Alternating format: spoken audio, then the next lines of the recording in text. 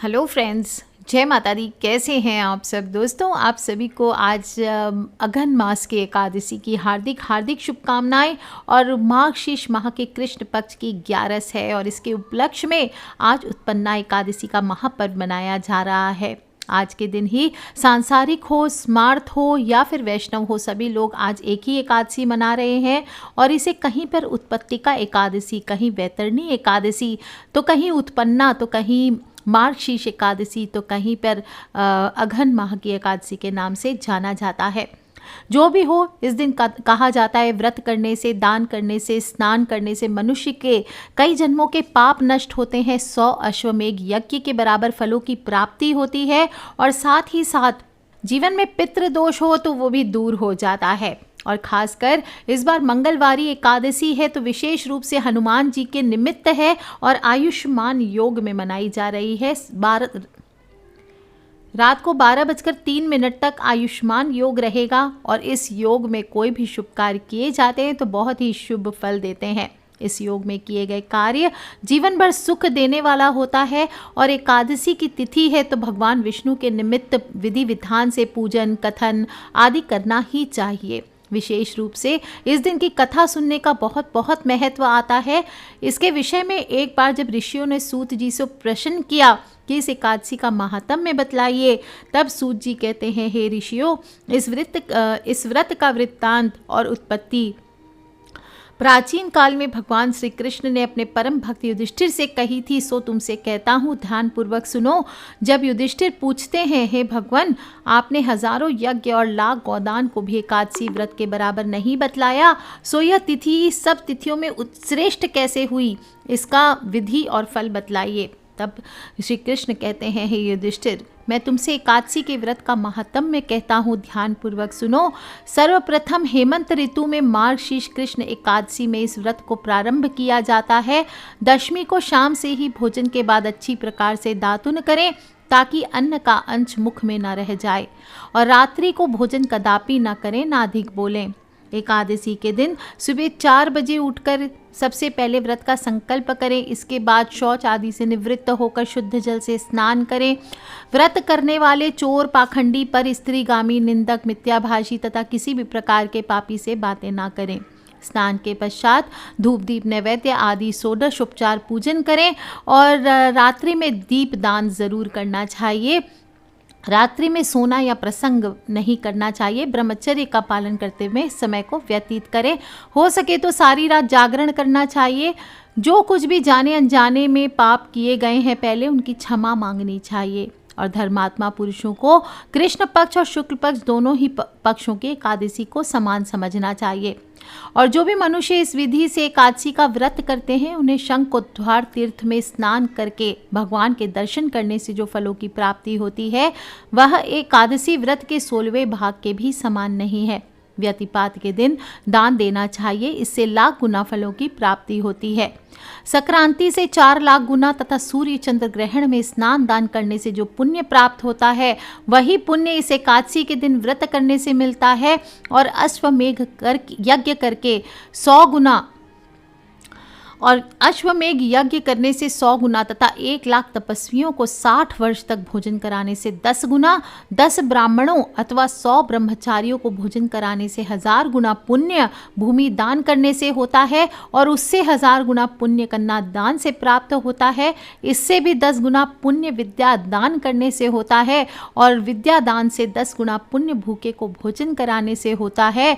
और अन्न दान के समान इस संसार में कोई ऐसा कार्य नहीं है जिससे देवता और पितर दोनों तृप्त होते हों, परंतु एकादशी के व्रत का पुण्य सबसे अधिक होता है। 1000 यज्ञों से भी अधिक इसका फल होता है। इस व्रत का प्रभाव देवताओं को भी दुर्लभ है। रात्रि को भोजन करने वाले को उपवास का आधा फल मिलता है और दिन में एक बार भोजन करने वाले को भी आधा ही फल प्राप्त होता है। जबकि निर्जल व्रत इस दिन रखने वाले का महात्म्य तो देवता भी वर्णन नहीं कर सकते। युधिष्ठिर कहने लगे, हे भगवान, आपने हजारों यज्ञ और लाख गोदान को भी एकादशी व्रत के बराबर नहीं बताया, सो यह सब तिथियों में उत्तम कैसे हुई, सो बतलाइए। तब भगवान कहने लगे, हे युधिष्ठिर, इस संबंध में पौराणिक कथा के अनुसार सतयुग में मुर नाम का दैत्य उत्पन्न हुआ। बड़ा ही बलवान और भयानक था। उस प्रचंड दैत्य ने इंद्र, आदित्य, वसु, वायु, अग्नि आदि सभी देवताओं को पराजित करके भगा दिया। तब इंद्र सहित सभी देवताओं ने भयभीत होकर भगवान शिव से सारा वृत्तांत कहा और बोले, हे कैलाशपति, मुर दैत्य से भयभीत होकर सब देवता मृत्यु लोक में फिर रहे हैं। तब भगवान शिव ने कहा, हे देवताओं, तीनों लोकों के स्वामी, भक्तों के दुखों का नाश करने वाले भगवान विष्णु की शरण में जाओ, वे ही तुम्हारे दुखों को दूर कर सकते हैं। और शिव जी के ऐसे वचन सुनकर सभी देवता क्षीर सागर में पहुंचे। वहां भगवान को शयन करता देखकर हाथ जोड़कर उनकी स्तुति करने लगे। हे देवताओं द्वारा स्तुति करने योग्य प्रभु, आपको बारंबार नमस्कार है। देवताओं की रक्षा करने वाले मधुसूदन, आपको नमस्कार है। आप हमारी रक्षा करें। दैत्यों से भयभीत होकर हम सब आपकी शरण में आए हैं। आप इस संसार के कर्ता, माता पिता, उत्पत्ति और पालन करता, संहार करता है, सबको शांति प्रदान करने वाले हैं।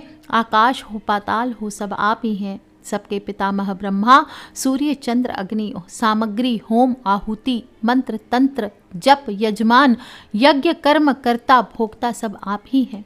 आप सर्वव्यापक हैं। आपके सिवा तीनों लोकों में चर तथा अचर कुछ भी नहीं। हे भगवान, दैत्यों ने हमको जीतकर स्वर्ग से भ्रष्ट कर दिया है और हम सब देवता इधर उधर भागे भागे फिर रहे हैं। आप उन दैत्यों से हम सबकी रक्षा करें। इंद्र के ऐसे वचन सुनकर भगवान श्री हरि विष्णु कहने लगे, हे इंद्र, ऐसे मायावी दैत्य कौन है जिसने सब देवताओं को जीत लिया है? उसका नाम क्या है? उसमें कितना बल है और किसके आश्रय में वो है तथा उसका स्थान कहाँ है? यह सब मुझसे कहो। भगवान के ऐसे वचन सुनकर इंद्र कहते हैं, भगवान, प्राचीन समय में एक नाड़ी जंग नाम का राक्षस था। उसके महापराक्रमी और लोक विख्यात मुर नाम का एक पुत्र हुआ।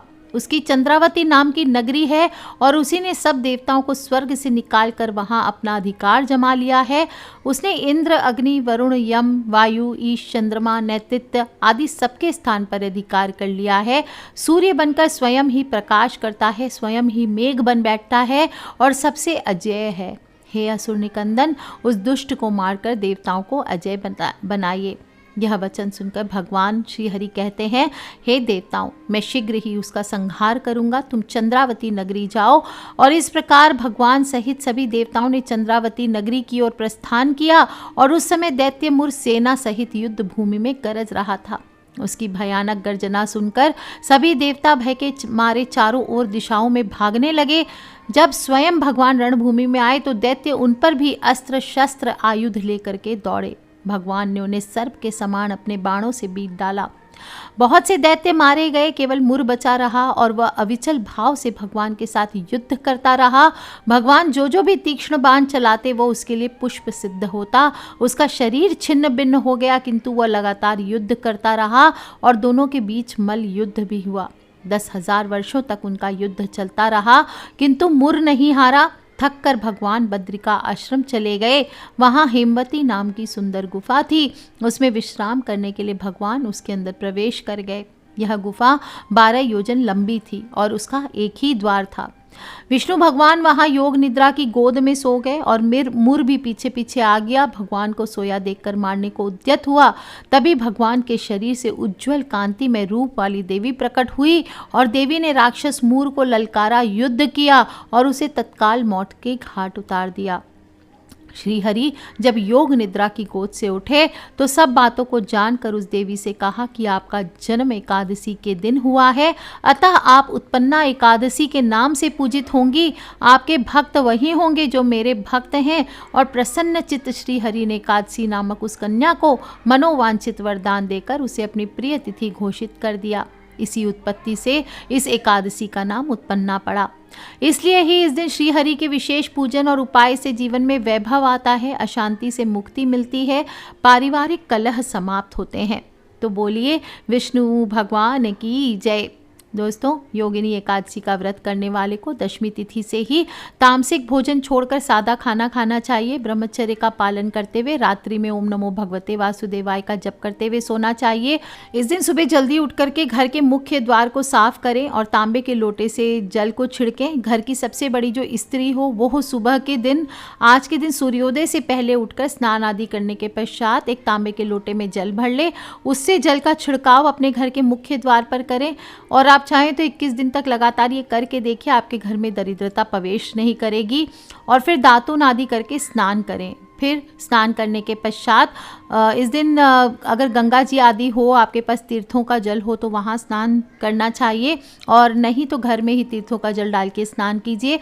थोड़े से गंगा जल या काले तिल डाल के स्नान कर सकते हैं, या थोड़ी सी हल्दी डाल के स्नान कर लीजिए। और स्नान आदि करने के बाद शुद्ध स्वच्छ वस्त्र पहनने चाहिए, नीले काले वस्त्र इस दिन धारण ना करें। फिर सूर्य देवता को 1 लोटा जल अर्पित करें, पितृ देवता को जल अर्पित करें, और इसके बाद आपको व्रत करने का संकल्प लेना चाहिए। व्रत का संकल्प लेना चाहिए और फिर भगवान विष्णु का षोडशोपचार पूजन करें, गाय का घी का दीपक करें, चंदन से धूप करें, पीले पुष्प चढ़ाएं, पीले ही वस्त्र धारण कराएं, जनेऊ चढ़ाएं, इत्र चढ़ाएं और लाल चंदन से भगवान को तिलक करें। भगवान को चंदन चढ़ाना चाहिए, और कुमकुम और चावल नहीं चढ़ाए जाते, उनको चंदन और सफ़ेद तिल से उनको तिलक करना चाहिए। रबड़ी और सेव चढ़ाइए, मखाने की खीर का भोग लगाएं, ऋतु फल है तो वो चढ़ाएं। जो भी भोग लगाएंगे उसमें तुलसी पत्र ज़रूर डालना है। और साथ ही मैंने लास्ट वीडियो में आपको आलू का उपाय बताया है, आलू का उपाय भी आप कर सकते हैं। बाद में आपको शाम के समय तुलसी पूजा ज़रूर करनी चाहिए, और ध्यान रखना चाहिए इस दिन तुलसी पर जल नहीं चढ़ाया जाता, ना ही तुलसी तोड़ी जाती है।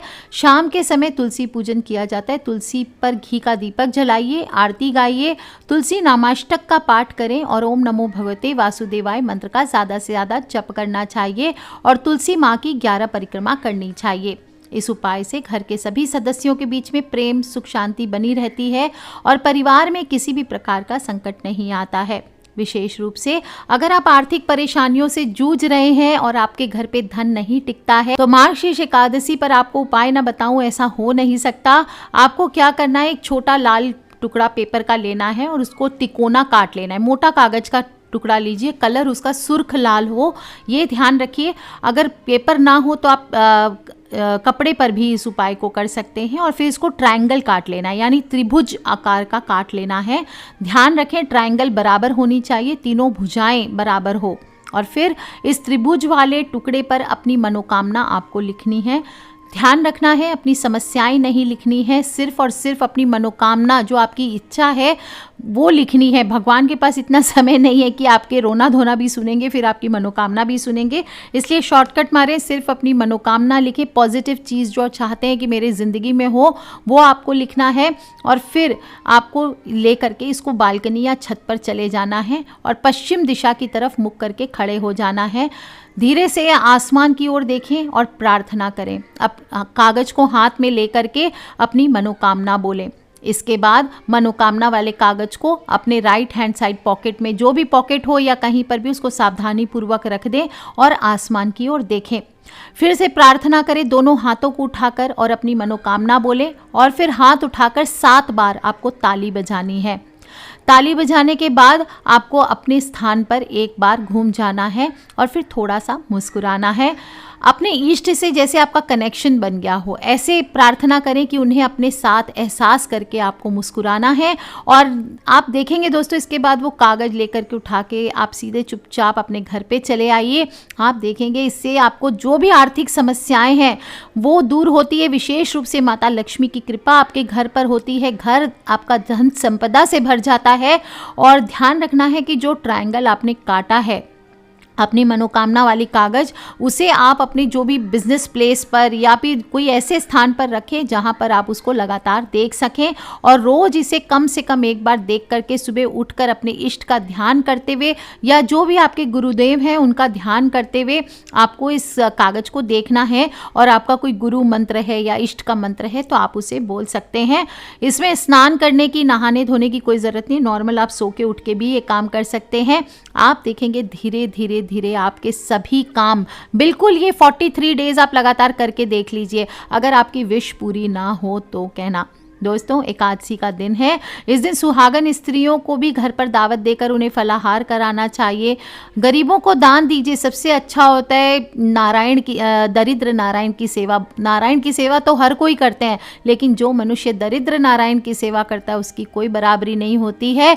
गरीबों को, जो ज़रूरतमंदों को दान देता है, उससे बड़ा पुण्य कोई नहीं होता है।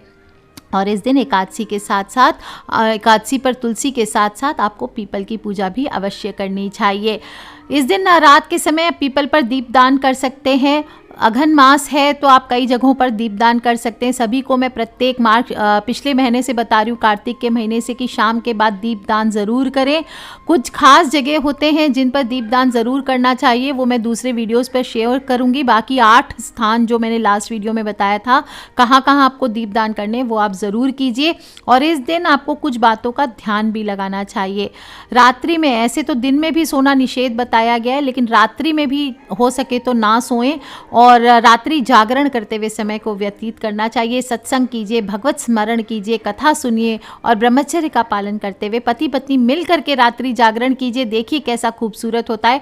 थोड़ी सी खीर बना लीजिए, चंद्रमा के नीचे बैठ करके भोग लगा करके सभी लोग प्रसाद के तौर पर वहाँ भजन कीर्तन करें और या फिर श्री सत्यनारायण भगवान की कथा करें। इस दिन आपको हेयर कटिंग हुआ, शेविंग हुआ, ये सब नहीं कराना चाहिए। और इस दिन नॉनवेज, मांस, मदिरा, चावल, जौ, ये सभी चीज़ें का सेवन नहीं करना चाहिए और किसी की चुगली बुराई आदि ना करें। नीले काले वस्त्र ना पहने। इस तरह से छोटी छोटी बातों का ध्यान करते हुए आपको ये दिन व्यतीत करना चाहिए। कुछ करें ना करें, व्रत की कथा मैंने सुनाई है, कम से कम खुद भी सुने और अपने फ्रेंड्स, फैमिली, मम्मी पापा, भाई बहन, बच्चे सभी लोगों को सुनाइए। इससे भी बहुत बहुत पुण्यों की प्राप्ति होती है। भगवान विष्णु का स्मरण हो जाता है, सत्संग होता है।